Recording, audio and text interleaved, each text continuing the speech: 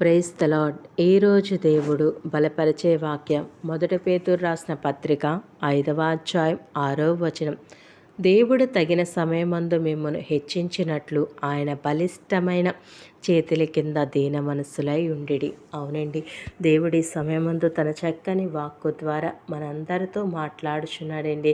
దేవుడు తగిన సమయమందు మిమ్మల్ని హెచ్చించినట్లు ఆయన బలిష్టమైన చేతుల కింద మనం ఎలా ఉండాలండి? దీన మనస్సులై ఉండాలి. అంటే తగ్గింపు స్వభావం కలిగి, ఆయన యందు విధేయత కలిగి, భయభక్తులు కలిగి మనం జీవించేవారిగా మనం ఉండాలి. అవును, మీరు తగ్గింపు గలవారై నడుచుకొని ఆయన యొక్క బలిష్టమైన చేతి కింద అణిగి ఉన్నప్పుడు ఆయన మిమ్మలను హెచ్చించును. అవునండి, మనల్ని దేవుడు హెచ్చించు కాలం నిశ్చయముగా వస్తుంది. అదే దేవుని సమయమందు మీరు ఆయన యొక్క బలిష్టమైన చేతుల కింద మనము అణిగి ఉంటే కనుక దేవుడు మన యొక్క జీవితంలో గొప్ప కార్యములు చేస్తాడు. దీనస్థితి నుంచి ఆయన మనల్ని విడిపించి అనేక ఆశీర్వాదాలు మన యొక్క జీవితంలోని జరిగిస్తాడు.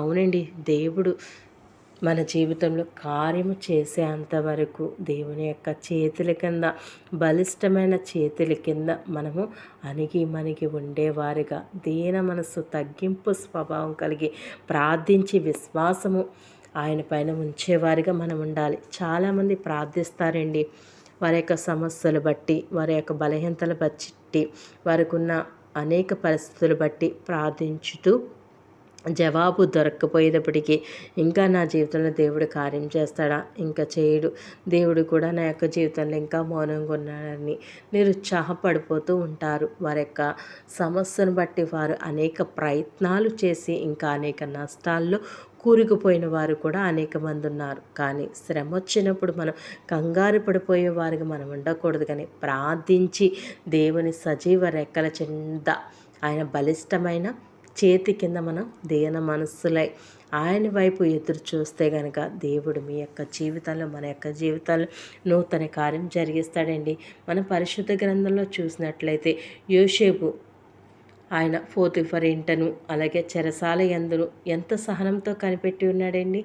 దేవుడు ఆయనని అత్యధికంగా ఆశీర్వదించాడు. అలాగే మనము కూడా మనం ఏం చేయాలంటే, ఎన్ని సమస్యలు ఉన్నప్పుడు కూడా, ఎన్ని నిందలైనా అవమానాలైనా కానీ మనము దేవుని బలిష్టమైన చేతుల కింద మనము తగ్గింపు స్వభావం కలిగి, ఆయన యొక్క దీన మనస్సు కలిగి మనము జీవించినట్లయితే దేవుడు మన యొక్క జీవితంలో అద్భుత కార్యం చేస్తాడండి. మనము దేవుని సజీవ రెక్కల చాటును కాకుండా మన ఇష్టానుసారంగా జీవిస్తే కనుక అనేక నష్టాలకు మనం గురవుతాం.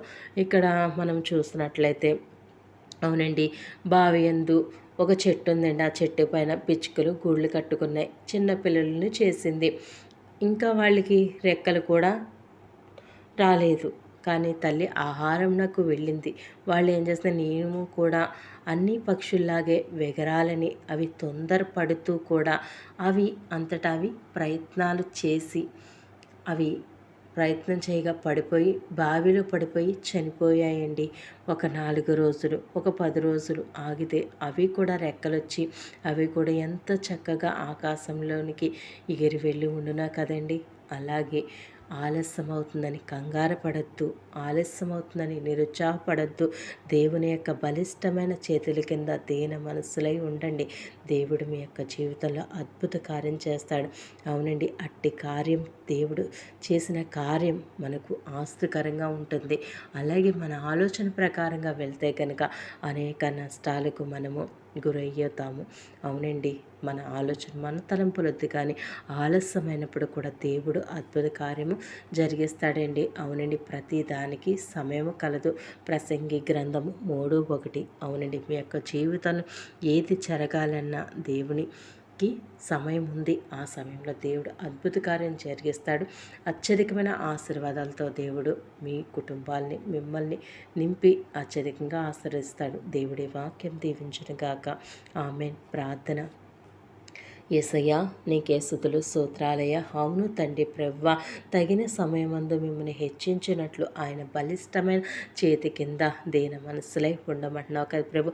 అవును తండ్రి, మా యొక్క జీవితాల్లో మాకున్న శ్రమలు బట్టి, నిందలు బట్టి, అవమానాలు బట్టి, బలహీనతలు బట్టి, కుటుంబంలో సమాధానం లేకుండా అవును తండ్రి ఉన్న ప్రతి ఒక్క కుటుంబాన్ని జ్ఞాపకం చేసుకుని వారి యొక్క తండ్రి ప్రభు జీవితాల్లో నీవు తగిన సమయమందు నీ అద్భుత కార్యములు జరిగించి వారికి ఉన్న ప్రతి సమస్య నుంచి, ఇరుకు నుంచి, బంధకాల నుంచి విడుదల దయచేసి నీ గొప్ప కార్యం ప్రతి ఒక్క బిడ్డ జీవితంలో నెరవేర్చమని యేసుక్రీస్తు పుణ్యనామంలో అడిగి వేడుకుంటున్నాము తండ్రి.